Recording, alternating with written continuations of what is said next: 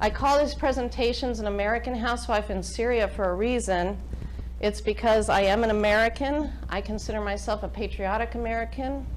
I believe it is the duty of every honest American to hold our government accountable for its words and actions. And I think we're a critical part of the checks and balances of our constitutional republic.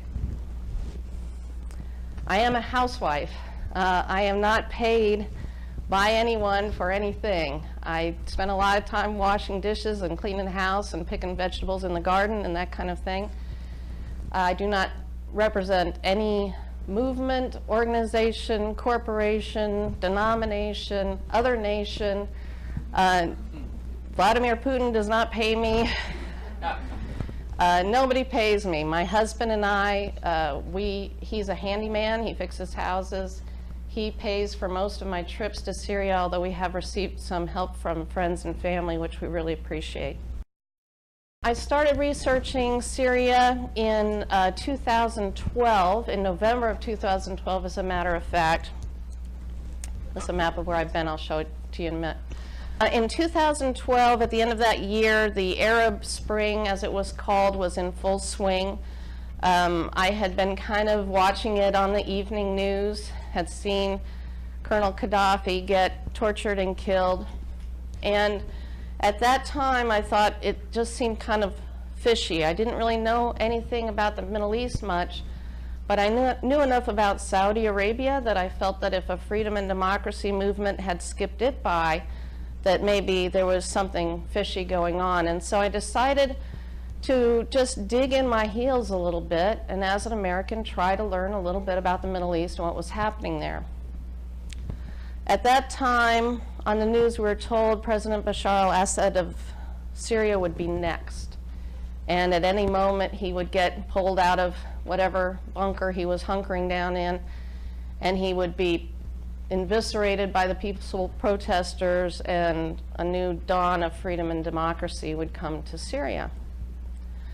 And I have to confess, up until that moment, I believed that narrative because I was ignorant. And so I noticed that I had started researching, and I noticed that he had given an interview on RT in the end of September of 2012. And I decided to watch it just out of curiosity to see what this brutal tyrant, how he could justify the violence towards his people. And it literally was not 2 or 3 minutes into that interview when I felt in my gut that he was telling the truth. And it shocked me. And I became kind of obsessed immediately with finding out if my gut was correct, or if he was, or if what we were hearing on the news was the accurate story. And he said something in that interview, though, that really messed up my life, I think, forever. He said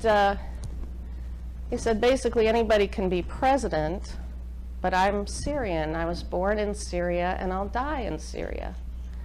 And I remember thinking, what's so special about Syria? I knew nothing of the country. And so while I decided to research the war, I decided to research the country as well.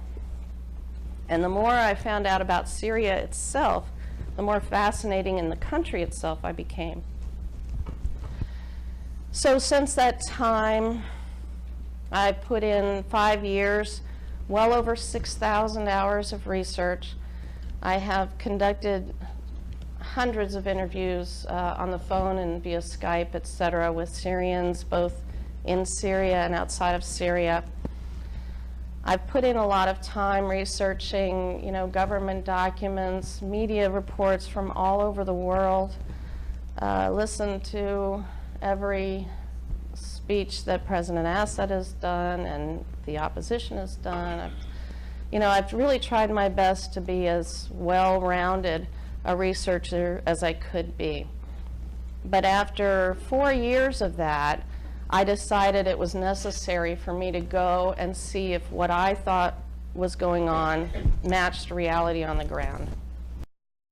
As an American, watching some of American media, all I can tell you is, in my opinion, everything you've so-called learned about Syria is virtually 180 degrees from reality there. The next myth I want to look at just very briefly here is this concept of peaceful protests. This is one of the main narratives that you've seen in Western media, that the Syrian war began in March 2011 when President Assad and the Syrian army brutally put down peaceful protests.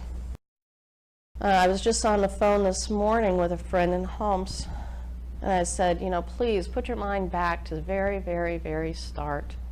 What were those protests like? And he said, from the beginning, there was violence. From the beginning, there were snipers. And what most people here don't know, because you've never been told, is the Syrian security forces were not allowed to carry armed weapons for almost a year. They went into those demonstrations with batons. So the people dying were not dying from a bunch of soldiers going crazy into the crowd with rifles. In fact, we know that there were Saudi mujahideen there from well before March 2011 from a video fatwa that was done from a Saudi cleric there. And he basically was saying the Saudi fighters had been there since at least 3 to 4 months before the violence began in March 2011. One of the best, for example, I think this was in Homs, and the protesters are shouting Islamic, our revolution is Islamic. They were shouting things like, Osama bin Laden is our grandfather, we're his grandsons, and the famous one was Alawites to the grave and Christians to Beirut. Over here, it was a very disturbing video. This was typical. This was, I think this is in Aleppo, I can't remember, but the peaceful protesters had gone into the post office, had murdered the government workers there. They took their bodies up to the top of the roof, and then just literally, they were filmed just throwing those bodies off the roof. And that's, I was watching the video and just took a screenshot of it there. And this poor man, I forget what he was like, I don't know if he worked in the post office or something. I think he was in, I can't remember what town he was in. But this was in like March 2011. And these so-called rebels took him, they tortured him because he was a government worker. And they took him all the way down the street of the town and killed him when they reached the end of the street. Father Frans van der Loot was a Jesuit, a Dutch Jesuit priest. He lived in Homs for decades. And he had decided to stay behind as these, I'm sorry, I just call them all terrorists. If you're in your mind, you can think they're rebels or militant groups or whatever. I call them terrorists, and I'm just going to stick with that language. The terrorists had taken over much of Homs, and Father Franz had decided to stay behind in the old city to help the people that he could. And he wrote a letter in 2012, and he described how the protesters shot first, how they were not peaceful, how the army was trying to keep the peace. Later on, in 2014, when Homs was liberated, the terrorists went into his little church courtyard and just shot him in his head and killed him. The problem with our moderate rebels is they love videotaping themselves committing the most grotesque atrocities. And then they put them on their social media sites like they're bragging about it. One of those early Free Syrian Army guys, he was teaching his young son how to behead somebody. And then the young son did it on video. And this is a group that some of our senators and congressmen decided we're going to bring freedom and democracy to Syria.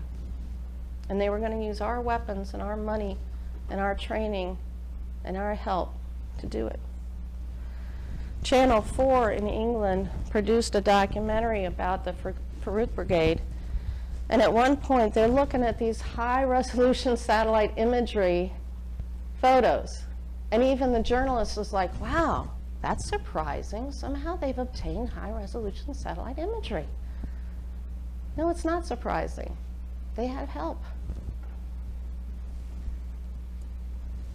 I won't dwell on this. I'll just pass over him. That was the cannibal commander of the Omar Farouk Brigade, also part of the Free Syrian Army. He cannibalized a dead Syrian soldier on video.